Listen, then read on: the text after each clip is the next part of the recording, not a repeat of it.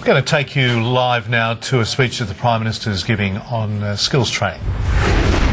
And of course my ministerial colleague Chris Evans is here as well, and I'd like to say a special welcome to the apprentices who have joined us. It's great you could be here, and I do thank leaders of the business community for making the time available to be here this morning. Australia stands at the crossroads. We've witnessed a shift in our economic interests from America and Europe to Asia in a single generation. We're seeing shares of employment and activity move towards services and high-tech production. We're seeing our dollar rise to sustained high levels due to our commodity exports and confidence in our currency and bonds. It's a major structural realignment of our economy, an externally led change as big as anything we've seen in 200 years. Like the 1980s, it's time to choose, to chart a conscious and deliberate pathway to sustained prosperity, or face the alternative of mediocre growth or even decline. In the early 2000s, the mining boom gave us a moment of complacency, but the post-GFC world has made it clear we cannot cruise along anymore. The world of easy money and easy choices that prevailed until 2008 is gone and won't be coming back. We are in an era of deleveraging, an era of savings, surpluses and balance sheet repair, an era of falling tax revenues and tough fiscal choices, an era where the baby boomers have begun to retire. This is a more austere and demanding world where only the resilient and the nimble will prosper. Growth will not come easily. Every percentage point of GDP will be hard won. Yes, there is an opportunity in the mining boom and in the relentless rise of the middle classes of Asia. But we can only take advantage of those opportunities if we renew the productivity drive that made us so successful in the 1980s and 90s. That's the high road, so that people buying our products and services don't ask how much they are, but how good they are, taking us into the league of countries like Germany, Sweden, Singapore and Israel, where high value, high quality is a way of life. Let's be clear, though, on what productivity means. It doesn't mean taking a few dollars out of workers' pockets or eroding protections that bring dignity and security. And it doesn't mean hard-working employees working even harder. In a mature, sophisticated economy like ours, the biggest single source of productivity will come from only one place: capital deepening. Physical capital, the infrastructure and equipment that enables us to achieve more, like unleashing the power of broadband through the NBN, completing the duplication of the Pacific Highway, upgrading our national freight rail network, unclogging our cities through massive new transport infrastructure like the regional rail in Melbourne. And we're working towards linking the rapidly expanding resources sector in New South Wales to Port Kembla via the long-deferred Maldon to Dumbarton freight line. It's a huge agenda, and no government has done more in these areas since Federation than ours. The other part of the picture is human capital. In other words, people and skills. Nothing is more important to Australia's future economic success than skills development. Nothing. Skills are the lifeblood of a modern economy and the key to a more prosperous future. Skills are central to ensuring that we have the workforce needed to deliver the innovative, high-quality products and services that will power our economy this century. Economic modelling by KPMG Econtech shows that the government's skills targets could lift Australia's GDP by up to 2.6% each year between 2025 and 2040. It would boost employment by 1.2% over the same period. For individuals, achieving recognised qualifications is one of the best ways to secure a job and earn a decent wage. In a changing economy, skills also build resilience. They provide workers with the flexibility to change jobs, apply skills in different contexts and go on learning. They enable employees to manage the demands of new systems and new technologies. As our economy continues to change, having the right skills and the ability to apply those skills in the right settings will be critical. A few moments ago I used the phrase human capital. It's a dry economic term, I know, but what we are really talking about is liberating the creative capacity of individuals, giving them the opportunity to change their lives for the better. Whether it's kids in the suburbs who have no other social or economic advantages, an older worker looking to change fields or overcome the challenge of redundancy, or perhaps a single mum wanting to get into the workforce. In the past, it was easy for students to leave at year 9 or 10 without further qualifications, and due to the abundance of unskilled jobs or career pathways, they didn't require formal skills to get a job. But now, and increasingly in the future, individuals without qualifications will simply be forced to compete for a diminishing pool of low-skill, low-wage jobs, or else face the demoralising prospect of unemployment. That's not the future I want for any Australian. I want a future where Australians have the opportunity to get new skills and a new opportunity to create a better life for themselves and their families. That's what I refer to as the transformative power of education, transformative for individuals and transformative for our society. To date, the government has covered a huge amount of ground in early childhood, schools and university education.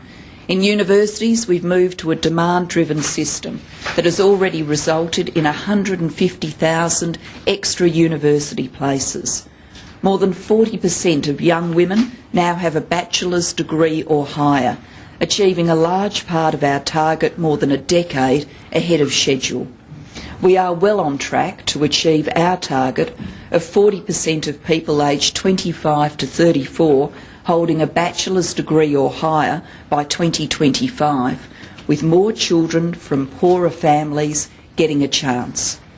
We're making sure that all Australian children have the opportunity to reap the rewards of a quality early childhood education through universal access to preschool. In schools, we've put in place My School. We're devolving power to local school principals and communities and boosting teacher quality. We're introducing the national curriculum and charting a pathway to a better way of funding schools through the Gonski Review. The next wave of reform must be in the area of skills. This is the missing piece of the puzzle. Since 2008, our nation has been committed to ambitious targets for skilling Australians, doubling the number of qualification completions at diploma and advanced diploma levels, halving the proportion of Australians of working age without a Certificate 3 qualification or higher by 2020, and increasing the proportion of young Australians aged 20 to 24 attaining Year 12 or Certificate 2 to 90% by 2015. Already we have 460,000 people doing a trade apprenticeship or a traineeship, with more people studying a trade than ever before in our nation's history. But we need to go further to make our training goals a reality. So today I am pleased to announce a new package of reforms, a skills blueprint to meet the demands of the Asian century, a plan to help Australians get jobs, develop the skills they need for those jobs, learn new skills to get better jobs and to build a more competitive business environment. Friends, the package I launched today is a plan for a better, more timely way of accessing training places, but also better quality training, fairer funding of training, more flexible and innovative delivery of training. It is a plan that is mindful of the central role that TAFE plays in our training system and indeed in our national imagination. Our TAFEs are essential public institutions that have a presence in every region and collectively deliver 80% of vet training. TAFE is known for its sophisticated technical education and its ability to reach those in our community who are marginalised. Our plan encompasses TAFE and all of vocational education, and it starts with a simple proposition. Skills are no longer an optional extra, but a necessity. In the new economy we are creating, few Australians can or should be left to embark on their working lives without skills and qualifications. The economy needs it. Our vision for a fairer nation demands it. Today, 4.1 million working Australians do not have the skills necessary for entry to the key growth sectors of our economy. Those workers earn up to $10,000 a year less than their peers. They have an employment rate of less than 60%, and they get locked out of new opportunities because demand for jobs with high-level skills is running at 2.5 times the rate of unskilled jobs. Put simply, they are less likely to have a job. Think of it this way. The jobs of the future are the jobs that require skills. Advanced manufacturing, taking us up the value chain, clean energy, mining, building and construction, financial and property services, childcare, aged care and disability care, nursing and allied health, new media, culture and design.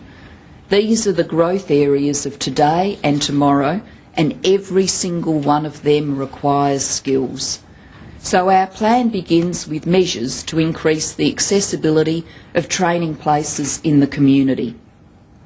As a result of our reform plan, every working age Australian will be entitled to a taxpayer-funded training place to obtain a qualification up to and including Certificate 3, including language and literacy courses. Anyone from Year 10 to retirement age will be able to obtain one of these places. This is our national training entitlement for every Australian. Now, why Certificate 3? Because research tells us that this is the threshold qualification that really makes a difference. It's the qualification that provides a noticeable boost to income. The first qualification that begins admitting holders into professions like childcare or aged care. But friends, we know that this development on its own is not enough. Many more Australians will aspire to higher qualifications, and they deserve every encouragement to do so. But the upfront costs can deter many in our community, especially those from modest circumstances. So today I can announce a new plan to bring to our vocational sector the benefits that interest-free deferred loans have brought to university participation. Think of it as like HECS for skills. At last, VET diploma students will get the same rights that university students have had for years. No upfront fees, access to an interest-free loan to pay for their study, only having to pay that loan back once their income reaches a certain level.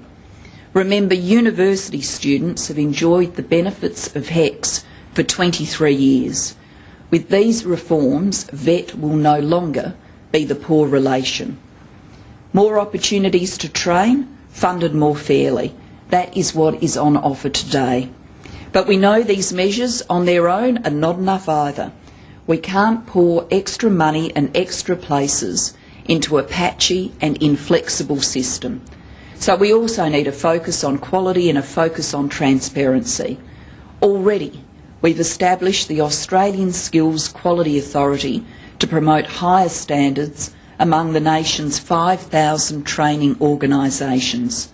The Commonwealth is also moving to review and improve these standards through the National Skills Standards Council. But we need to go further. To this end, our reform package includes a number of measures designed to support the delivery of high-quality VET training. We will work with the states and territories to ensure the qualifications delivered by the VET sector are independently assessed over the next 2 years. The Commonwealth will require all jurisdictions to ensure only quality providers with an established record can access public funding. And we will require the states and territories to set out a plan for navigating their TAFE systems through these reforms so that the important role of public providers is maintained. It's in everyone's interest that TAFE remains at the centre of our vet system. Friends, there's one final piece of the picture, and that is the role of students, especially the information and support they receive. We've seen how my school and my hospital are helping to bring choice and transparency to school education and hospital care. The vet sector trains 1.8 million students a year, so it merits the same open and accountable approach. Under the government's reforms, we will establish a single website, My Skills, so people can have vital information on training courses and training providers. Over time, the My Skills website will provide individuals and employers with real-time information on things like course options, employment outcomes, audit reports and fees.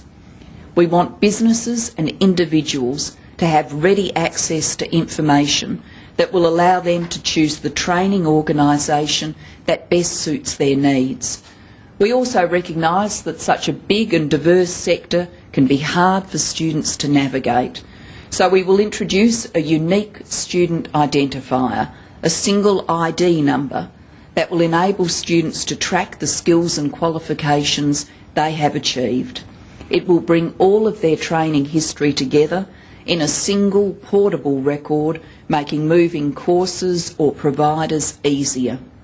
It will also make it simpler for them to obtain recognition of prior training and skills when they enrol in a new course. Lastly, we will be asking the states and territories to do more when it comes to student retention and learning outcomes. We want to reset the benchmark of achievement in training. A test of this reform will not just be how many students sign up for training, but how many complete. At the moment, only 30% of students, on average, complete a vet course. This is an enormous waste of public funds, a big loss of potential skills, and a human tragedy as well. With better approaches to training content and delivery, teaching quality and student support, I believe we can vastly increase the completion of vet qualifications. Indeed, we are negotiating measures with the states and territories to ensure that around 375,000 additional students will complete their qualification over the next 5 years. Friends, these are the Australian Government's proposals that come with the endorsement of my Cabinet and my own lifelong commitment to the importance of education. But the truth is, the states and territories remain the majority funder for vet training and share a profound interest in delivering quality outcomes. So, these are reforms requiring the support and endorsement of the whole Federation. Accordingly, I will be presenting these proposals to my fellow First Ministers at the COAG meeting on the 13th of April. I present them in a spirit of bipartisanship and goodwill. They are proposals designed in the national interest, and I look forward to having a fruitful conversation with my state and territory colleagues about them. In approaching the COAG table, I won't be coming empty-handed. On behalf of the Commonwealth, I will offer the states and territories $7.2 billion over 5 years to underpin Australia's training system. In addition, we have another $1.75 billion to support and drive these reforms, to which will be added funds unlocked by vet fee help, potentially amounting to $155 million each year, which will help underwrite the national training entitlement. Together, These measures almost double the level of funding the government inherited in 2007. So it can be fairly said that our nation's long neglect of vocational education is at an end. A huge new piece of the government's plans for the nation's future falls into place today. We have ambitious goals, and they are necessarily bold: to make every school a great school, to make every university a great university, to skill every Australian who can and wants to be skilled, to ensure no employer creates a job without someone qualified and equipped to fill it. No longer will personal means or lack of training opportunities be a barrier or an excuse. We will have a supply of training places sufficient to meet the needs and the opportunities of the future. Training underpinned by quality, flexibility and transparency. This skills package is a huge breakthrough for business and employees as we work together to shape the new economy. It sits alongside our reforms in clean energy, broadband and tax redesign as the building blocks to equip our nation for the challenges ahead. It's also a satisfying moment on my own journey in public life, so let me conclude with this reflection. I'm honoured to lead a movement that was founded in 1891, Australia's oldest political tradition. It was begun by a group of workers and small businessmen who laid out a simple 16-point plan as their first platform. One of those items on their plan was a commitment to free, compulsory and technical education, higher as well as elementary, to be extended to all alike. Universal schooling was achieved quickly in the final decades of the 19th century. But in university and vet, it's taken more than a century to achieve this promise. Only now, under this government since 2007, is broad access to university and high-level vocational education, free at the point of use and driven by demand, being delivered and assured. They are reforms that will shape and sustain our nation for the decades to come. Reforms that position us to be winners in the Asian century, and that's a race our nation cannot afford to lose. Thank you very much.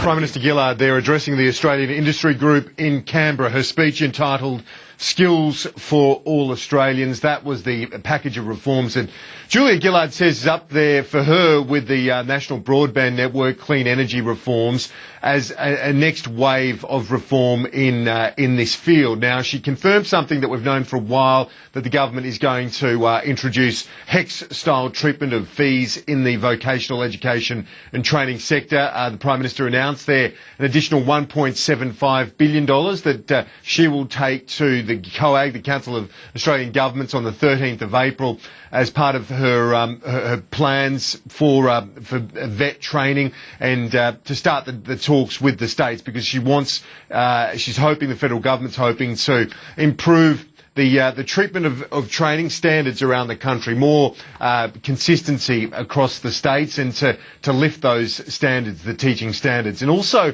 announcing in that speech a My Skills website. So a similar form to My Schools and My Hospital, the My Skills website, she says, will provide greater transparency on the performance of TAFE colleges and other vocational training centres around Australia. So that was the Prime Minister there at the Australian Industry Group. She's going to be holding a news conference in the next 10 to 15 minutes as well, and we'll have that live for you when it happens. Sounds good, Karen. Thank you. Conference. We'll take it back to Julia Gillard. Just begun a news conference of her own. Which means Australians will enjoy the benefit of a national training entitlement, that they will be able to get a Certificate 3 qualification, the first level of qualification that makes a noticeable difference to earnings.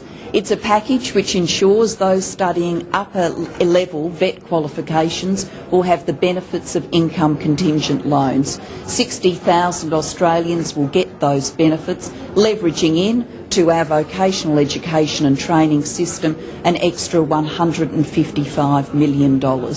This is a substantial package being taken by the federal government to the next meeting of the Council of the Australian Governments.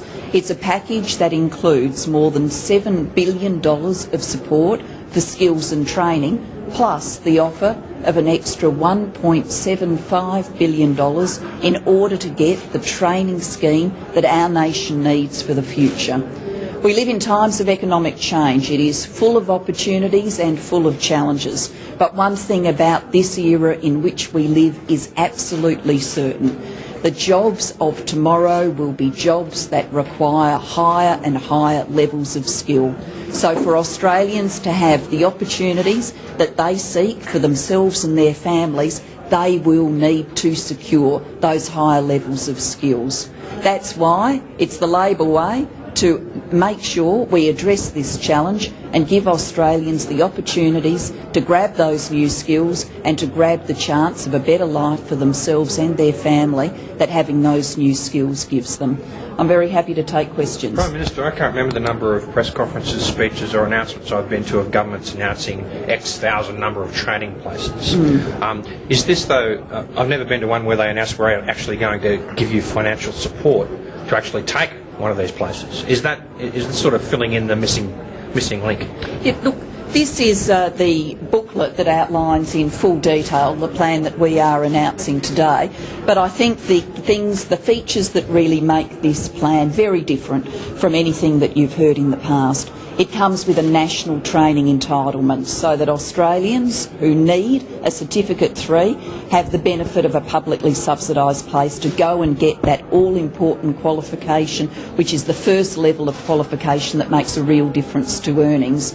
It's a package which comes with better support for those who want higher level qualifications, the same support that university students have enjoyed for years. It's a package which comes with 375,000 extra completions over the next 5 years, and there's more transparency so that there is more power in the hands of students and indeed in the hands of employers who need to know all about training.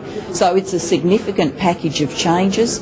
In order for it to live and breathe right out in our Australian community, we need to get agreement right across our federation, and that is what I will be striving to do when First Ministers meet in April. Prime Minister, how much advertising and printing is involved in selling this package? Just on that booklet you mentioned, it's 84 pages, and on my assessment of it, about 36% of it is either blank pages, coloured pages, or full-page photographs. So is that really a good use of money? Well, I think people are entitled to know what we are aiming for the skills for the nation.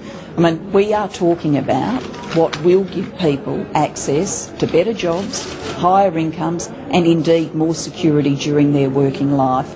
You will see in this booklet the statistic that we are now creating 2.5 skilled jobs for every unskilled job that's being created.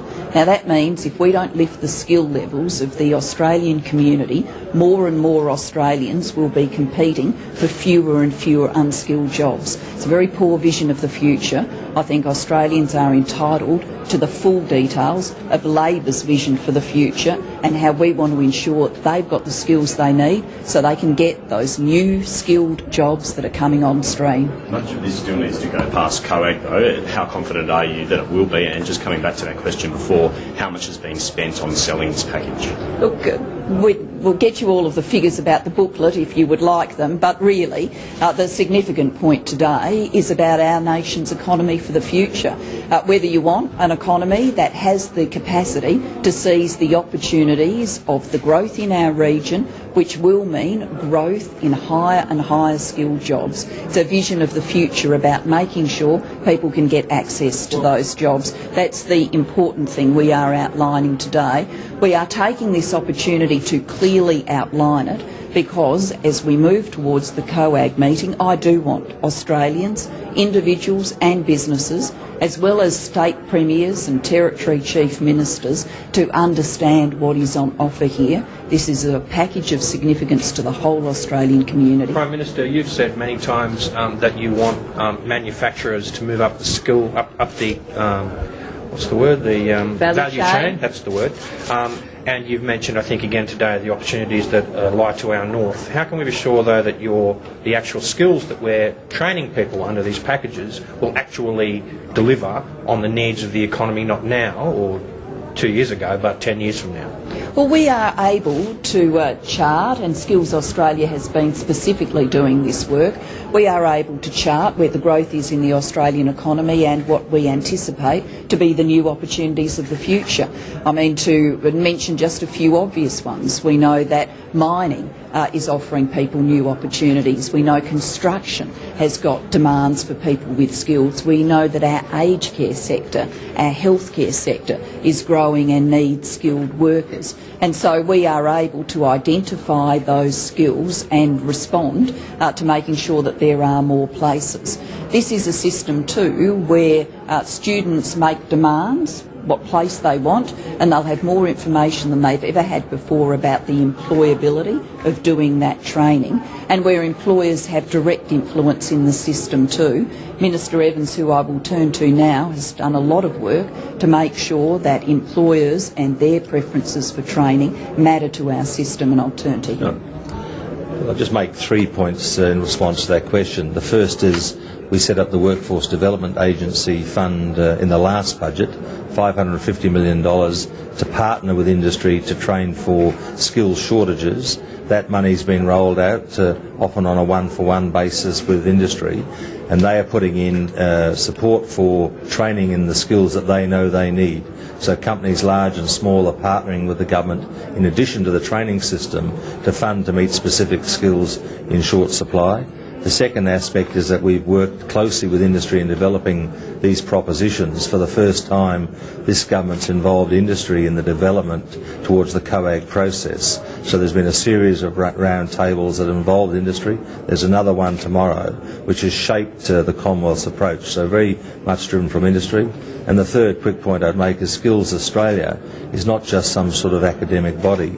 It's a body chaired by someone from industry, Phil Bullock, with a great reputation, but also we've had the leader of the AIG and ACCI on Skills Australia, together with economists and other industry leaders. They're driving Skills Australia's work so that industry has a clear appreciation of what the skills needs are. We're not training for training, we're training for jobs. Prime Minister, do you think the opposition should have given Craig Thomson a pair for the entire week, or is it fair enough that they want more information on his medical condition?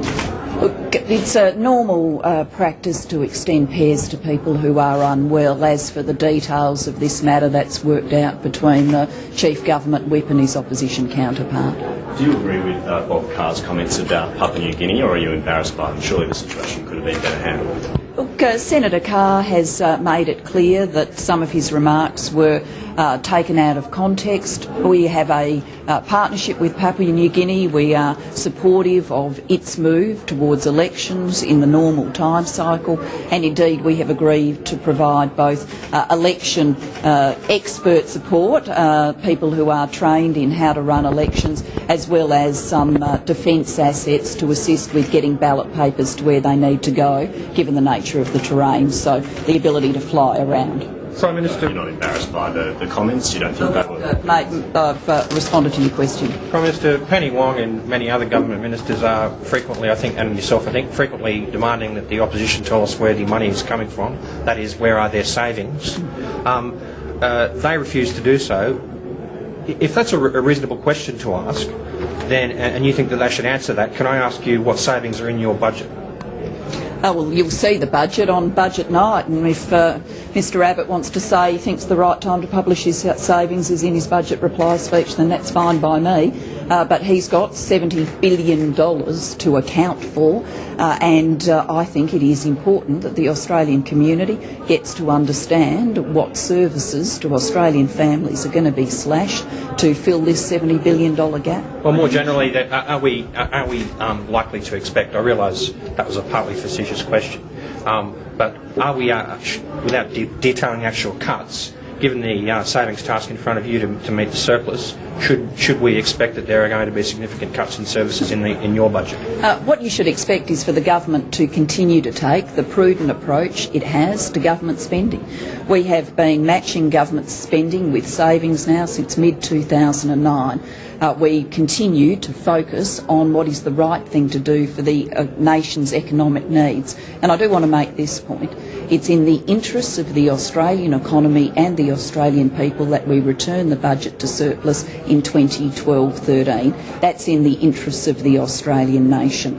And so, because it is in the interests of the Australian nation and the interests of Aussies and their economy, the economy they participate in by having jobs, we will get it done, and it will be completely transparent to people on budget night how we have done it.